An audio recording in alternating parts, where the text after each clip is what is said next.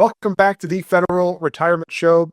I'm your host, Val Majewski with American Benefits Exchange.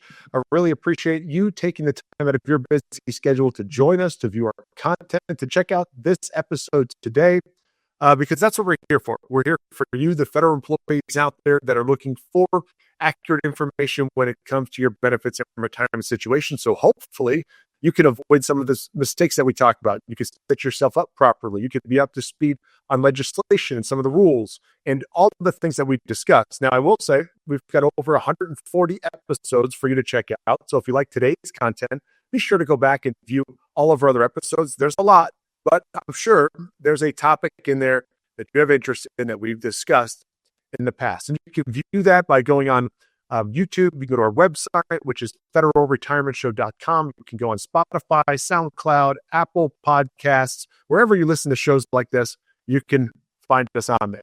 And I'll reiterate this at the end, but if you like this, like it, subscribe, get notified when we have a new episode, and share it with your colleagues. There are other federal employees just like you who need this information. I say need it, right? They don't just desire to hear it. They need to hear this stuff so that they can make the best decisions for their career. So share it with your colleagues. Let them know what's going on out there as far as education and training on benefits and retirement for federal employees.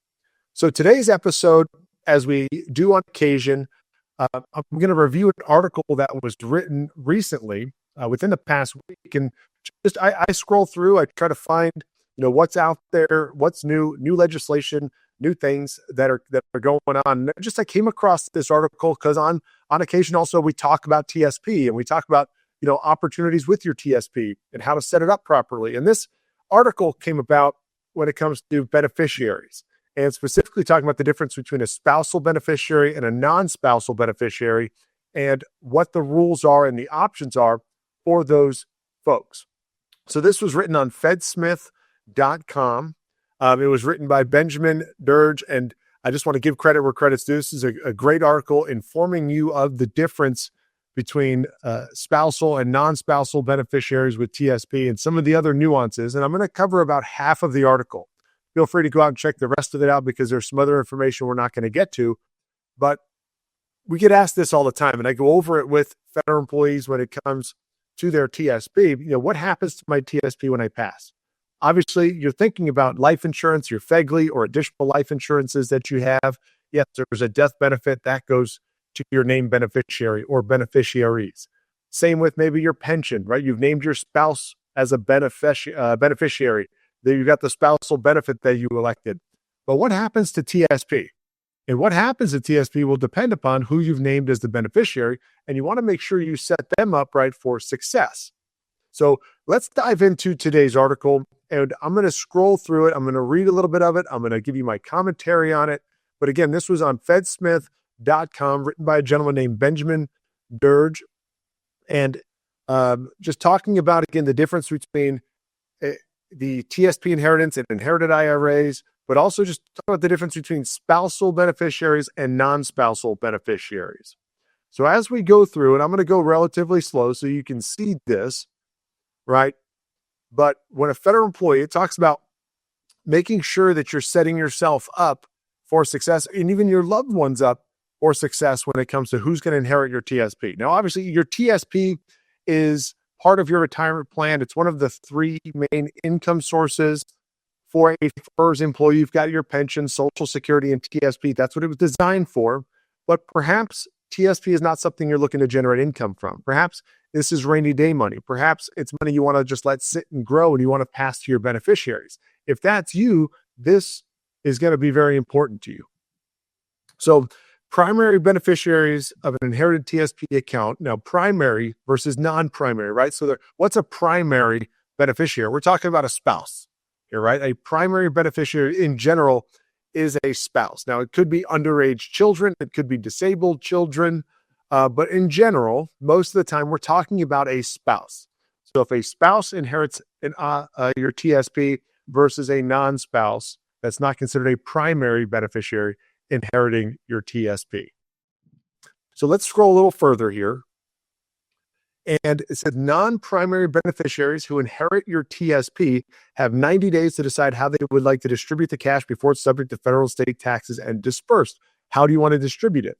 Now, in general, uh, people think about, the TSP, if it's inherited by a non-primary or a non-spouse, that can be treated like an inherited IRA. And I'm going to share with you, and you're going to show in this article that it is not the case. So when it's a primary beneficiary like a spouse, the spouse can actually take over the TSP account. They can treat it as if it's their own, and they can now create a spousal TSP account, and they can leave it in TSP. They don't have to take the money out until it's RMD time. Right? So that's a benefit of being a spouse or having your spouse as the primary beneficiary under TSP, because it can go to them without the need to take it out, to disperse the money. Okay. So it says this money, now this is for non-primary TSP beneficiaries. This money cannot be rolled over into an original IRA or an inherited IRA at this point, most likely leaving them with a significant tax burden. Unlike funds in a traditional IRA, they must take a lump sum distribution from TSP that can greatly be reduced by taxes, as seen in the infographic below. Now, this is interesting. So let's look at the way it's normally done. If your money was in a regular IRA, traditional IRA, and it went to, let's say, a non-spouse, right? A non-spousal inherited IRA. What can be done there? Well, this is where the money that's coming out can either be distributed in a lump sum by the beneficiaries. Let's say it's the adult children in this case. Let's say it's the adult child. They can be distributed to them 100% if they wanted to, but they got to owe tax on it. Now, if they want to avoid that huge tax burden that's going to come with it, most people would say, I want to put it into an inherited IRA, keep it tax deferred, at least for a little bit. And now the new inherited IRA rules say that you have to take that money out within a 10-year period. That account has to be completely exhausted within a 10-year period. That's not the case here with TSP. Even if the money is in a traditional portion of TSP, it cannot be transferred or treated like a traditional inherited IRA. That money has to be dispersed. So let's go through and I'll show you the example. So let's say Kelly is a female TSP account holder, right? This is the regular federal employee or retiree that has a TSP. And let's say Bob is the spouse, right? Is the primary beneficiary, let's say spouse, okay? Bob inherits this, or Rob, sorry, is listed on there, inherits this. There's no taxes placed on the participant account because now they can keep it. They can keep it as their own, okay? So if something happened to the federal employee, the spouse can keep the money in TSP, keep it as their own, and they're not subject to take the money out right away, and they're not subject to this big tax burden. But what if the money went to an adult son? Or let's say fully capable adult son. What would happen? David, in this example, inherits the money, in this example, $1 million, but receives the net amount after taxes. Taxes are going to be withheld. And at that high of an account, there's going to be the highest taxes amount owed on that, right? Because that's going to put somebody in a higher tax bracket. That $1 million is going to count as ordinary income for that calendar year. And they may only receive, and this is depending on the ultimate tax rate, things like that, but just under $600,000. In this example, $572,000. So $1 million goes in, and that's the big difference between a spousal beneficiary and a non-spousal beneficiary from this, is what they're going to receive and what they can receive over time. In this case, the non-spousal beneficiary, the adult son, would receive significantly less after all the taxes are paid on that lump sum. So not something that you definitely want to give, in my opinion, that I'd want to give to my beneficiaries if my beneficiaries are not a spouse, right? So this is a way in which you can understand the difference between a primary, as they say, or a non-primary, or a spousal and a non-spousal beneficiary within TSP. So it's key to understand what your estate plan is going to be going forward, because you want to ensure that your family, this money that you've set aside, this nest egg that you've built up for your retirement, if you don't end up utilizing it and it passes to a beneficiary, you want to ensure that they can maximize it. They can use the most of it. They don't have the government, Uncle Sam, taking the lion's share of it, or a very large share of it, because of tax liabilities and it wasn't set up properly. So here's the idea, the concept that's talked about in this article. Talking with an estate planner or a financial advisor, somebody that specifically works with federal employees, could be very advantageous to setting this up properly. And one of the easiest ways to avoid this tax burden, this immediate distribution that's going to happen to non-spousal beneficiaries, is to withdraw your money out of TSP and put it into your own traditional or Roth IRA, depending on what bucket your money's in. Okay, so let's look at the traditional money, because that's the one that's subject to tax. The traditional bucket of your TSP, if it stays in TSP at the time of your passing and going to your beneficiaries, is treated totally differently than if it was in a traditional IRA, right? A traditional IRA can be inherited and changed to an inherited IRA. Now that person would have up to 10 years to withdraw the entire account. And by doing that, they can limit the tax liability each year, right? They can spread that out over the 10-year period, and it's not going to be as great of a tax burden as the initial lump sum would be. Okay, so we can spread that out over a 10-year period. Let's say you did $100,000 a year for 10 years. Chances are that's not going to put this person in the highest tax bracket immediately, and it would lower their tax liability. They still get the same amount of money over time, but it would lower their tax liability during that time. Okay, let's continue. Do inherited traditional IRAs differ from traditional IRAs? Now, inherited IRAs differ significantly. I'm going to read this a little bit, but unlike a traditional IRA where the account owner can make contributions and withdrawals, if you do get a traditional IRA, so let's say you move the money out of TSP and now it goes to your beneficiary as a traditional IRA, you move your money out of TSP into a traditional IRA and now it gets inherited by your beneficiaries, non-spouse beneficiary, into an inherited IRA. Yep, that's going to be an easier move than if they get it directly from TSP. So I'm going to scroll a little bit further because there's something else you can do that can definitely help you in as far as limiting or eliminating or try to get rid of as much of the tax burden for your beneficiaries. Okay, so you are feel free. We'll put the link here so you can read the entire article, but I'm going to scroll just a little bit longer here, and we're going to go into Roth IRA side of things, right? So can a spouse convert an inherited IRA to a Roth IRA, or just think about Roth IRAs in general of your version of converting to a Roth? First of all, the Roth portion of your TSP, right? The Roth portion of your TSP, that is the tax-free portion. You pay tax on the money that you contribute today. That money grows, hopefully with interest, positive interest, along with your future contributions. And in the end, that money can come out tax-free, right? It's Roth. It's already paid the tax on it. It's tax-free. It's not subject to RMDs. It's not subject to the same type of things as a traditional bucket or traditional IRA would. So when you retire or when you're eligible to, you can take your money out of your TSP, put it into a traditional IRA of your choosing. There's so many different types of plans you can utilize, and you can start to convert any traditional portion from your TSP into Roth. And now that money will grow tax-free going forward.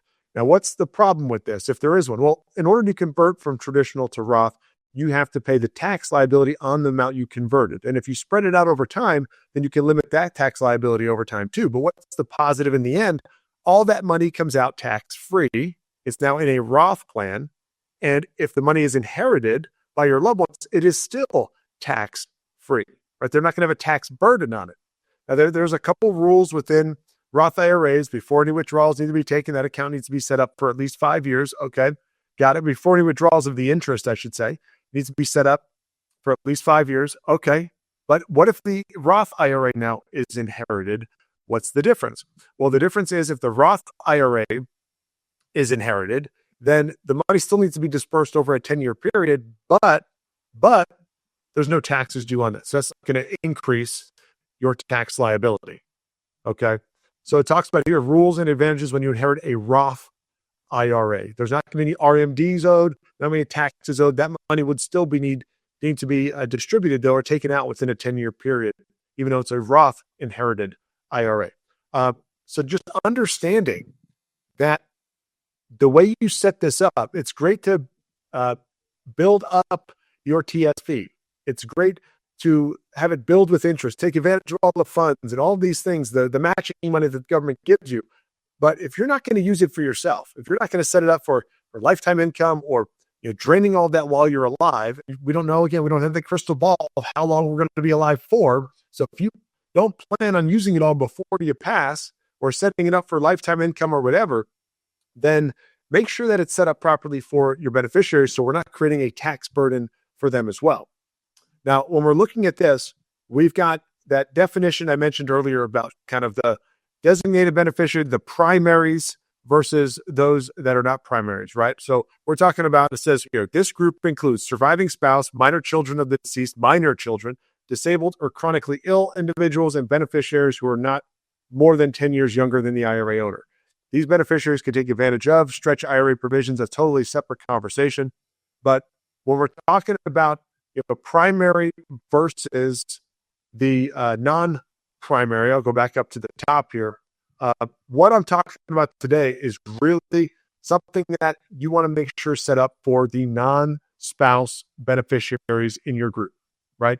The non-spouse beneficiaries within your family or whoever you're naming in your TSP. So it's important to know who those are. If you haven't changed those in a while, it's important to update those, make sure that they know you have this, and that if something happened to you, this is a part of your retirement plan that they can then utilize.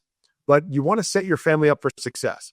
As I mentioned, a spouse beneficiary in both the traditional or Roth sense, they have a little bit more advantage than, for example, your adult children that can inherit this money. And they're going to have a situation on their hands from a tax liability side.